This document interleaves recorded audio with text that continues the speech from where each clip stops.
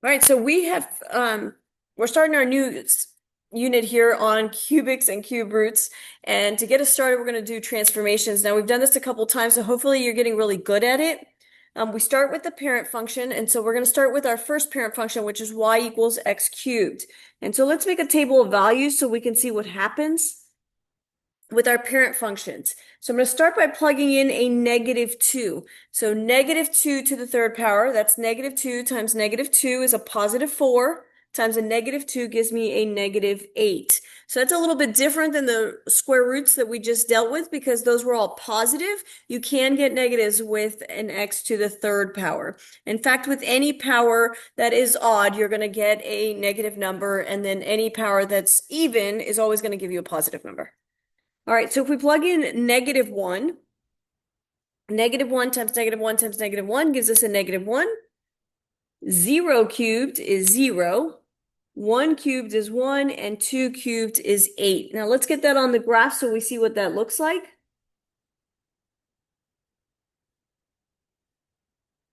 It's a pretty skinny graph here.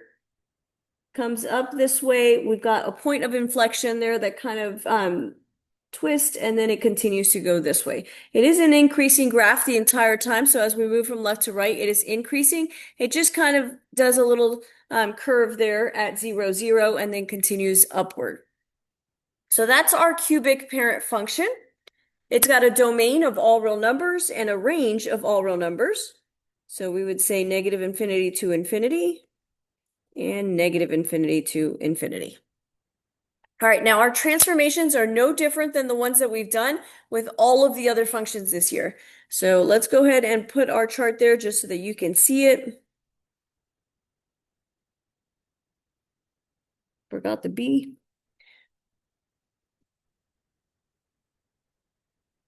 So there's our general form of that transformation for the cubics. I've got my A, my B, my C, and my D. They do exactly the same thing they did in all of the other ones. We'll go ahead and list those out as we go forward on this, but we'll just focus on these for now. All right, so in the place of C, we've got a 2 here. So it's telling us to take our function, and our function is y equals x cubed. It told us right here, y equals f of x. So this is our parent function, and we're going to do f of x minus 2. And so this is on the inside of our function, so that is C. And so that goes to the right 2 units. So we would take each one of these points and move it to the right 2 units. Well, I start with 0, 0. If I move it to the right 2, it's going to be at 2, 0. From there, I see this goes over 1, up 1. So over 1, up 1 should be my next point. And then the following point is over 2 and up 8. So over 2 and up 8. And then the same thing happens as we go this way. It goes to the left 1 and down 1, and then to the left 2 and down 8. And so our graph has moved to the right 2. This one would be to the left 1. And so we would take each point and move it to the left 1. Now I'm going to let you guys try a couple of these. I'll do a couple with you, and then I'll let you try some. This right here, f of x minus 1, this is going down 1. So we take each one of those points and move them down.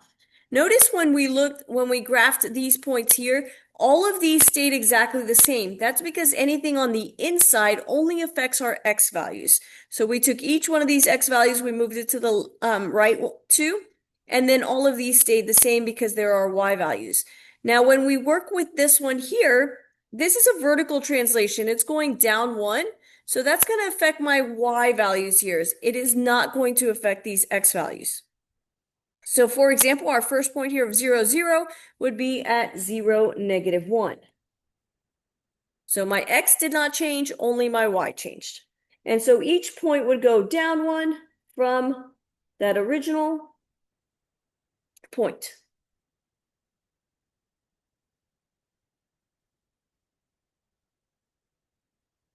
And so there is our cubic function down 1. All right, let's talk about some more of these. On the bottom here, we've got our negative f of x. This is on the outside, so that's our a value.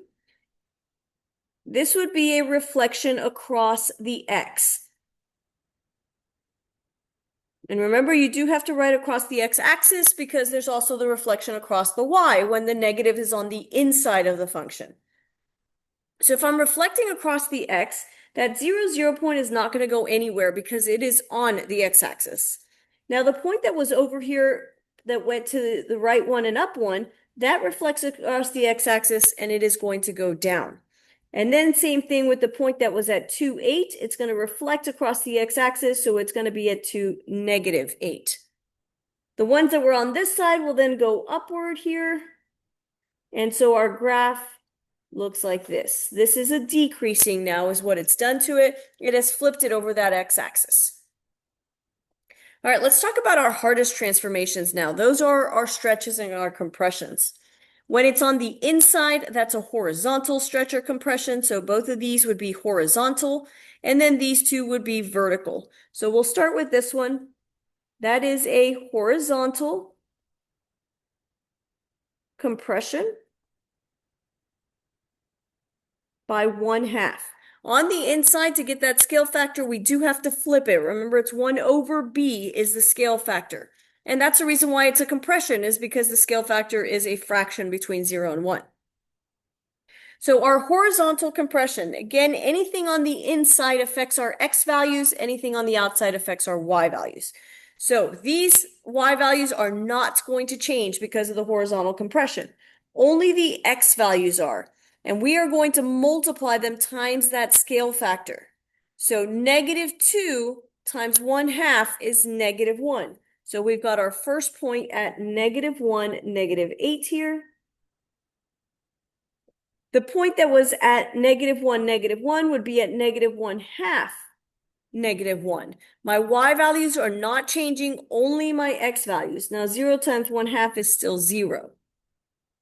And then 1/2, 1, and 1/8. So that horizontal compression, we took it in by half of its original amount horizontally. So we get a really skinny cubic now, right here. All right, for this next one here, this would be a horizontal stretch by 2. Again, we have to flip this for the scale factor. And so when we flip it, we get 2. This is a number bigger than 1, so that is a stretch. Anytime your scale factor is bigger than 1, it's a stretch. Anytime that your scale factor is between 0 and 1, it is a compression. All right, so we are going to multiply our x values now times 2. Does not change my y values, only my x values. So the point that was at -2, if I multiply that times 2, it's going to be at -4. And so we get our point at -4, -8. And then our point at -1, -1, I multiply that times 2. And so that's at -2, -1. 0 times anything is 0, so that one's going to stay there. The point that should have been at 1, 1 will be at 2, 1. We are multiplying those x values times 2. And then 4, 8. And so we get a wider cubic function, like this. All right, for our vertical. In our vertical one, this is the scale factor. So 2 is our scale factor here. So this is a vertical stretch by 2. Remember, if the scale factor is bigger than 1, it's a stretch. If it's between 0 and 1, it's a compression. So we're going to multiply our y values times 2 in this case since it is vertical. That means my x values do not change for a vertical stretch, only the y values. So 0 times anything is still 0, so we're going to have that point there. Now the point that was supposed to be at 1, 1 will be at 1, 2. And -1, -2. Now that's pretty much as far as I can go because the next point that was supposed to be at -2, -8 will be at -2, 16. So it's going to be way off my graph here. Same thing with the +2. It's going to be way up here. And so we get a real skinny cubic like that. All right, go ahead and pause your video. Try that 1/2 f of x. Try the f of x plus 2 and try the f of x plus 1. Come back and check your work.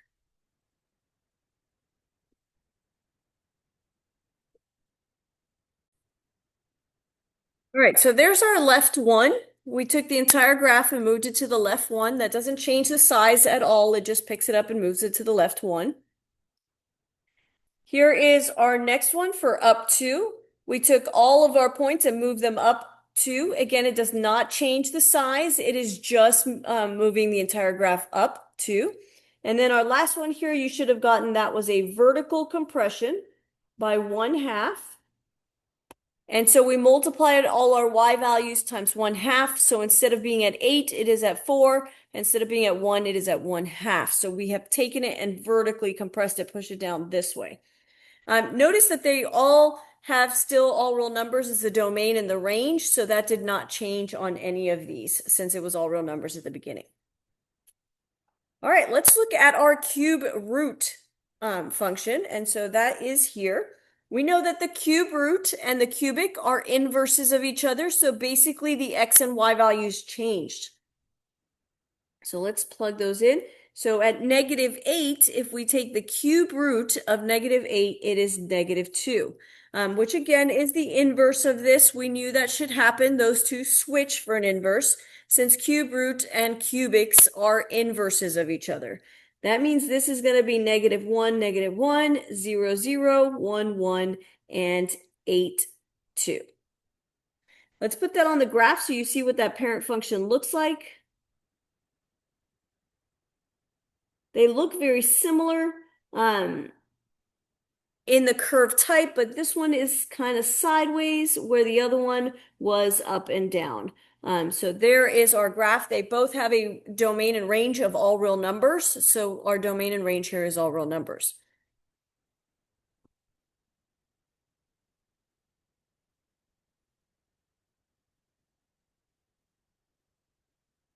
For the general form of the equation, the difference is going to be that operation. Remember, everything else always stays the same on our functions. Every single function works the same with transformations. The only thing that changes is this operation. So instead of cubing this, we're taking the cube root of it. A, B, C, and D still do exactly the same thing. Vertical stretching and compressing, horizontal stretching and compressing, right, left, up, down. Everything on the inside affects the x values. Anything on the outside affects the y values. So let's do a couple of these. Here we have a right 2. Actually, let me do the one next to us. I don't know why I just erased that. This one here is a left 1. So we would take each point and move it to the left one. So that's going to affect these x values here. If I went to the left one, that would make that -9, -2, -1, 0, and 7. All of these would stay in the same exact place. So -9, -2, -2, -1, -1, 0, 0, 1, and 7, 2. There's our graph. It has moved to the left one. For the reflection on the outside again, this is a reflection across the x-axis.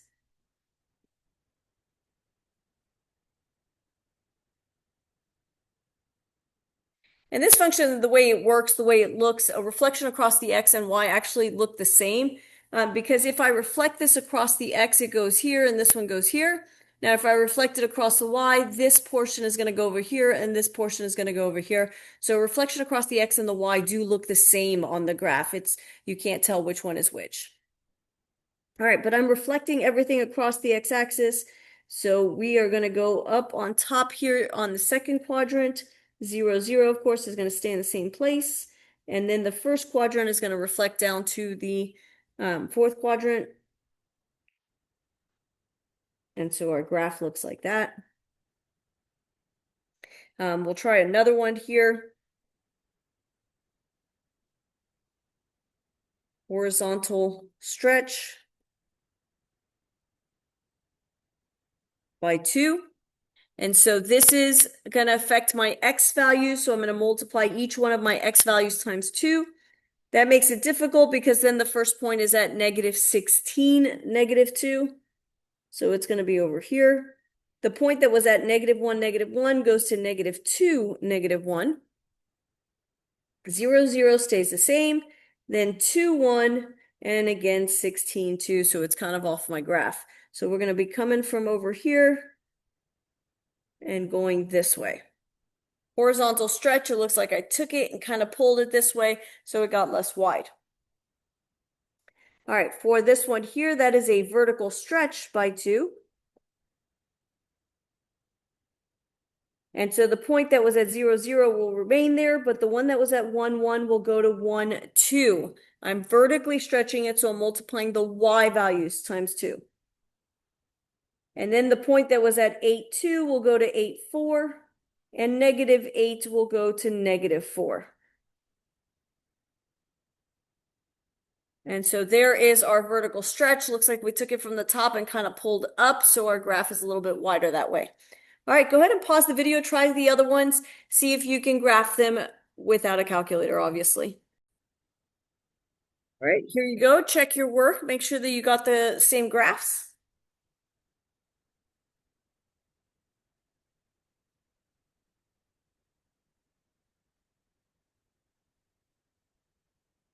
These bottom ones are always the hardest ones, are those stretches and compressions. Those are the hardest ones to do on your graph. Remember, horizontal, it is affecting the x values. A vertical is affecting the y values, and you are multiplying them with that scale factor. All right, now we're going to use our knowledge of transformations to do a couple more things with them. The first one is to write the equation given the transformations.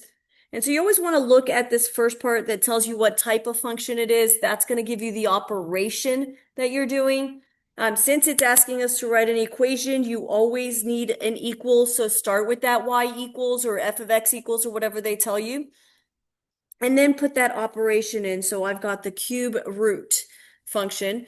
It was reflected across the x-axis, so I need a negative on the outside. It's horizontally compressed by 1/4, and that's probably the hardest one to get into an equation. Remember, the scale factor is flipped from what's in the equation. So if I want to take this scale factor and put it back in the equation, I need to flip it again. So this would be a 4 on the inside. That's probably one of the most missed ones, is that horizontal stretching and compressing. Remember to flip that, because that scale factor is 1/b, and in the equation, all we need is the b. Also remember, it should be factored out. So when I put the rest of that part, I'm going to want a parentheses there. And it's asking for the left 3, so I'm going to go to the left 3 by +3. That shows us to go to the left 3. And then my up 1 is +1 at the very end. Make sure when you're writing this, your radical stops right there. You do not want to put it above the +1, because then that makes it a horizontal, not a vertical, since it's inside of the transformations. All right, so we've got 2 more here for you to graph more than one transformation at a time. And that makes it a little bit harder when you're doing several transformations, but I know you can do it. So reflect across the x-axis. We have a vertical compression by 1/2, a left 3, and a down 4. So the first thing I look at is my operation here. It's a cube, so my parent function is going to be the cube one. In this case, the parent function is the cube root, so you would start with that one. But here we're going to start with our cube. Just like with our other equations, this right here is basically that vertex part. In this case, it's where that 0, 0 point was. So -3 would be the first part, and -4, because this went to the left 3 and down 4. So that first point is going to be at -3, -4. I find it easier if you start by graphing that. Now from that point, I just look at what the parent function would do. So the parent function would go over 1 and up 1, but we've got a reflection across the x-axis and a vertical compression by 1/2. So instead of going over 1 and up 1, the reflection would make it go over 1 and down 1. And because of the compression, it's not going to go down a whole 1, it's only going to go down half. And that same thing is going to happen on the other side, because this does have rotational symmetry. Now the next point over would go over 2 and up 8. Because of the reflection, it's going to go down 8. And because of the vertical compression, it is only going to go down 4. And then, of course, the same thing happens on the other side. And so here is our cube root with all of those transformations. So just to be applying them one at a time, make sure that you're being careful and detailed with it so that you got the correct graph. We want at least 3 good points on this graph in order to draw it.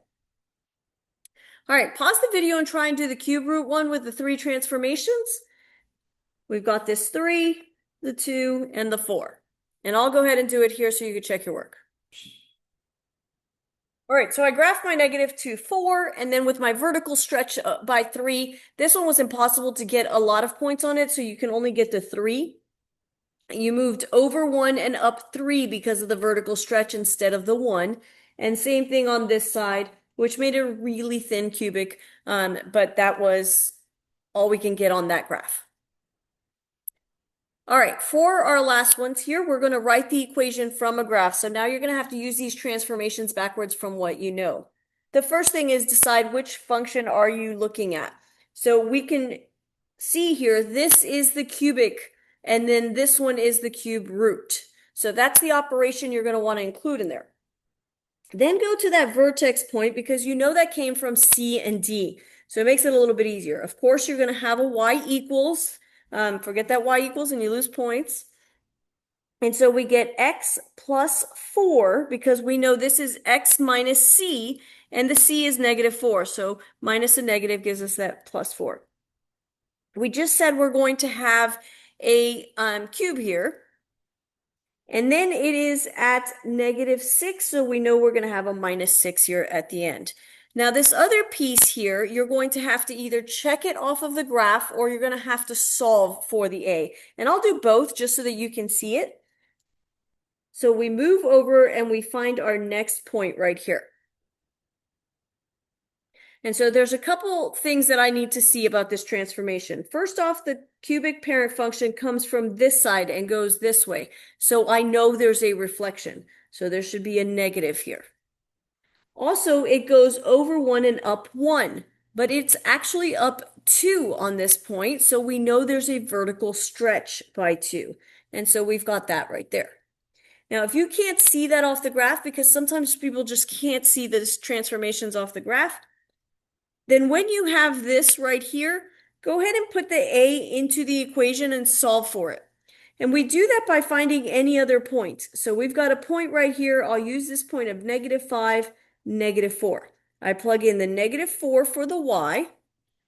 I leave that first part as a. And then I plug in negative 4. Nope, sorry.